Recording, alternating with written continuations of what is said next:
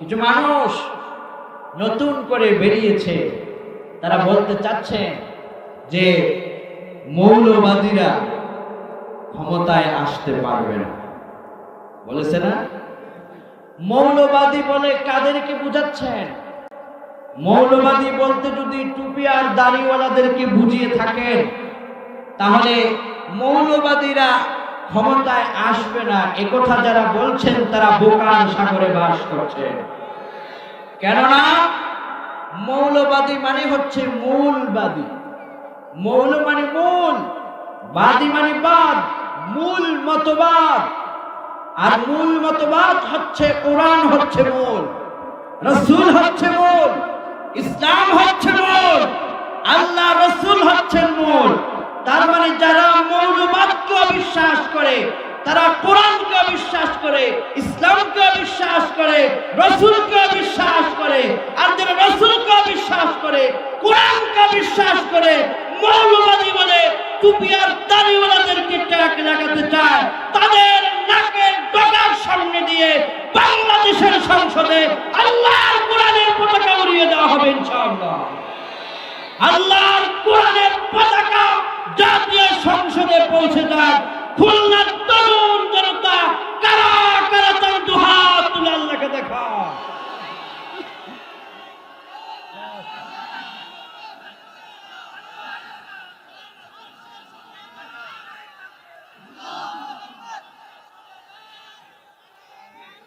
আয় আল্লাহ, এই খুলনার কোরআন প্রেমিক জনতার হাতকে তুমি কবুল করো বলি আমিন।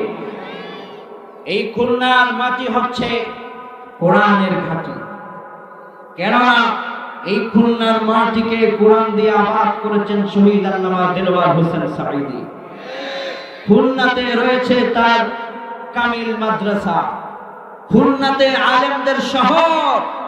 এই খুলনা বিভাগে রয়েছে বড় বড় ইসলামের মার্কাজ।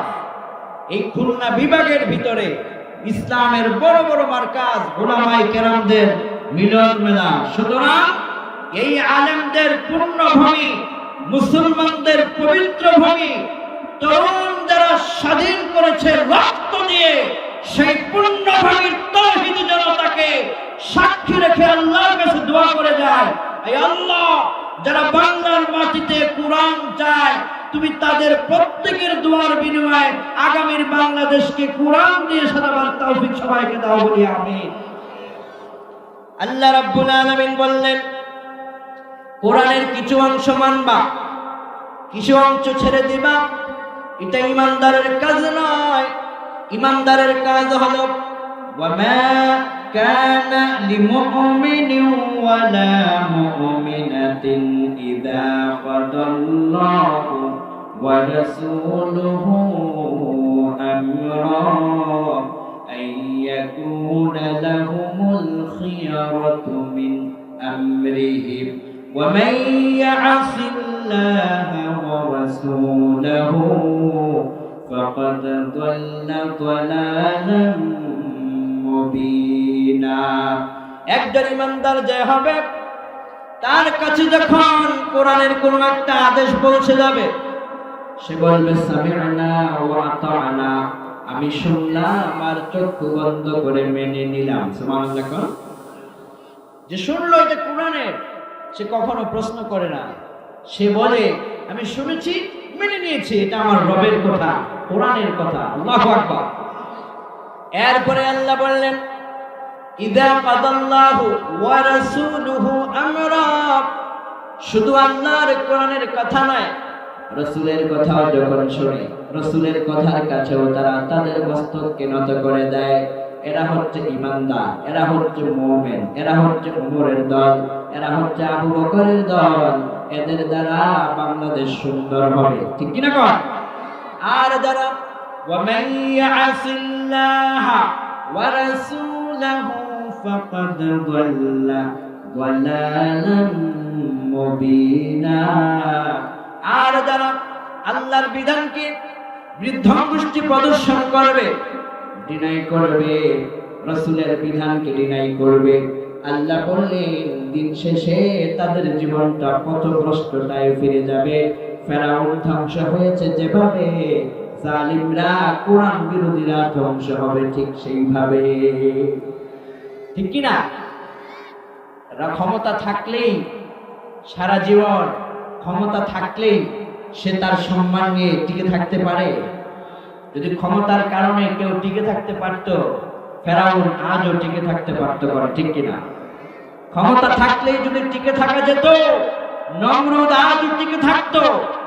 কিন্তু ফেরাউন বলেছিল এক সময়, ক্ষমতা যখন তার বেশি হয়েছে, সে বলেছিল আনা রাব্বুকুমুল আ'লা, আমি সবচাইতে বড় খোদা, আমারে কেউ শেষ করতে পারবে না, আমার গদিতে কেউ বসতে পারবে না, আমি সব চালাবো।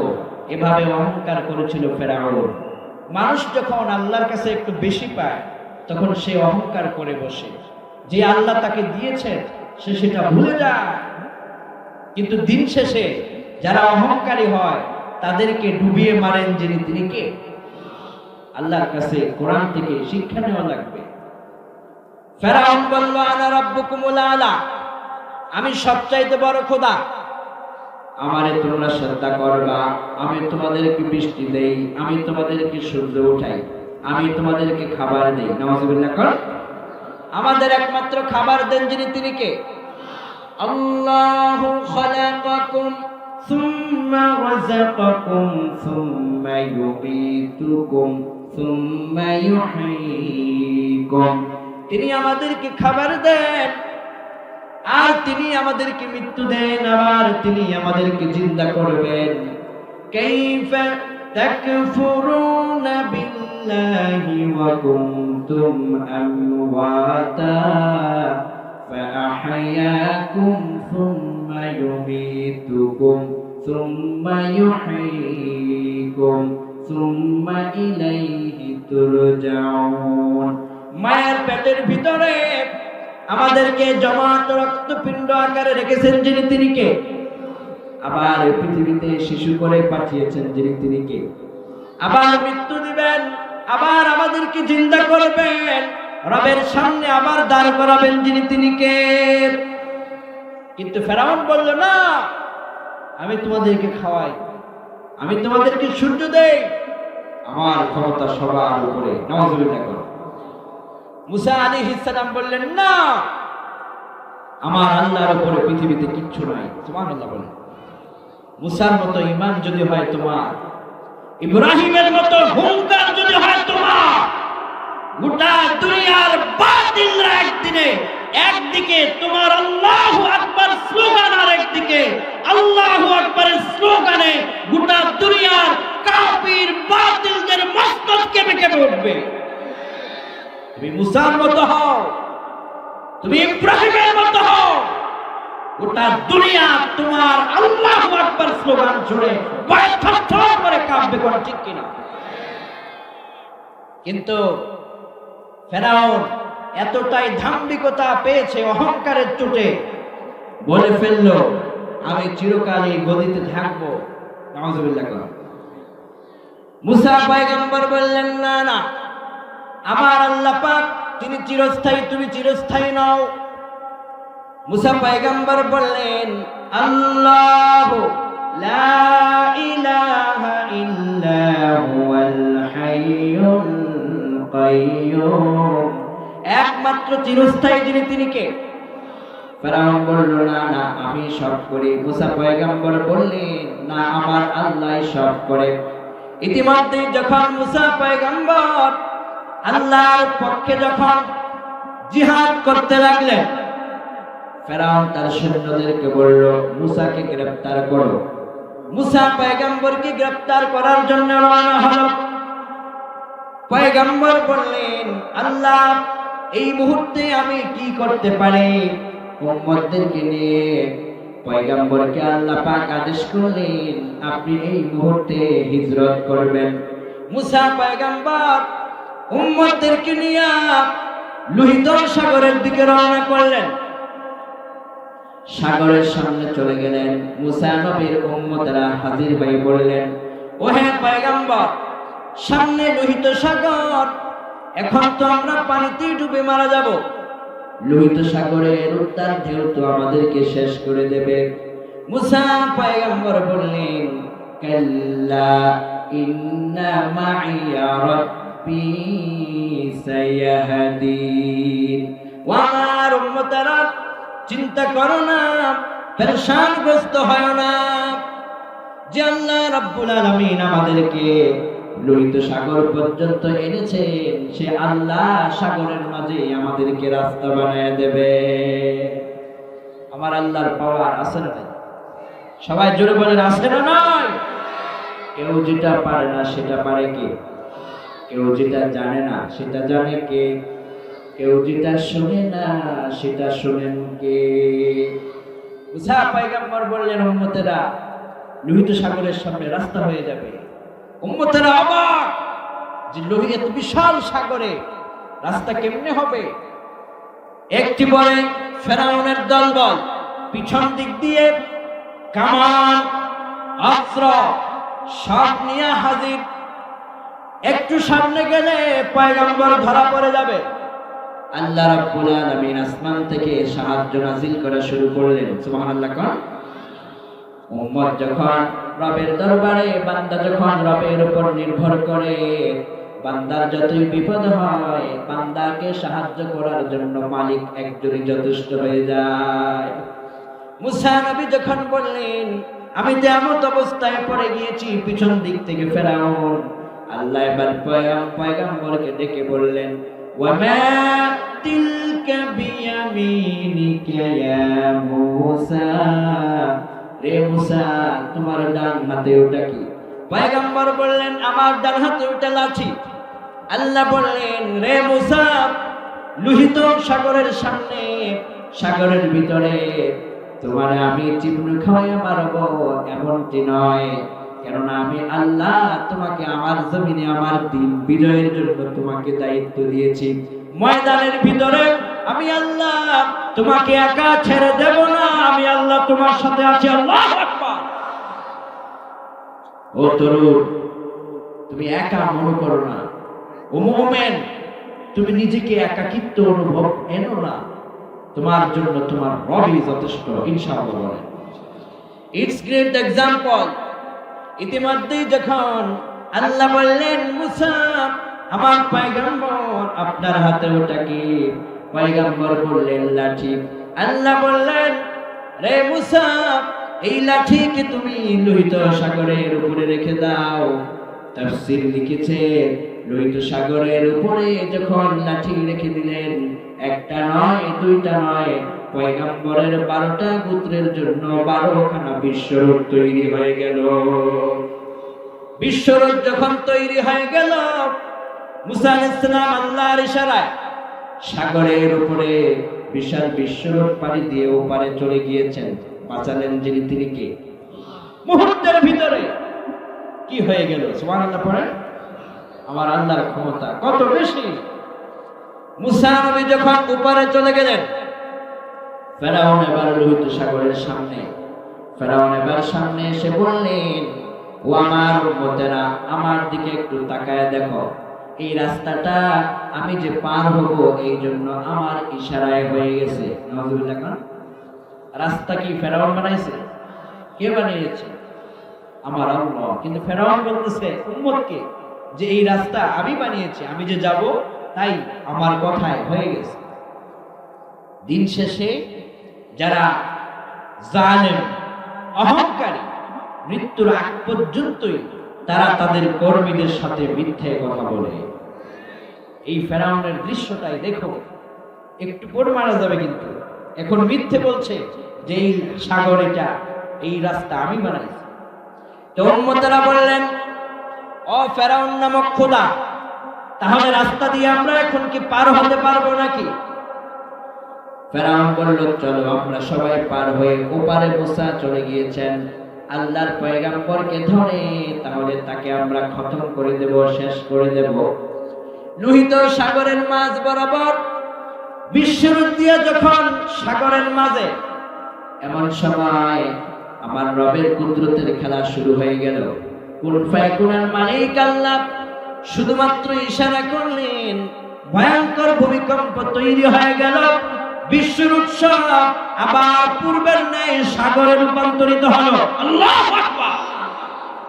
এবার মুসা নবীর উম্মতেরা উপরে গিয়া আল্লাহর পয়গম্বর সিজদায় পড়ে গেলেন। মুসা নবী সিজদায় পড়ে কান্দে, উম্মতেরা সিজদায় পড়ে কান্দে যে আল্লাহ কত বড় বিপদ থেকে বাঁচিয়েছেন, আর এই দিক দিয়ে ফেরাউন হাবুডুবু খাওয়া শুরু করে দিয়েছে। আল্লাহু আকবার। অথচ ফেরাউন চেয়েছিল মুসাকে মারবে, রাখে আল্লাহ, মারে কে? সুবহানাল্লাহ পড়ে। এবার দেখেন ফেরাউন তার বান্দাদেরকে কয়, ও আমার বান্দারা যারা এতক্ষণ পর্যন্ত আমাকে খোদা মনে করছিলা, সত্য কথাটা বলে দেই, আসলে আমি খোদা না, আমি হলাম দুনিয়ার ভিতরে বাটপার নাম্বার 1।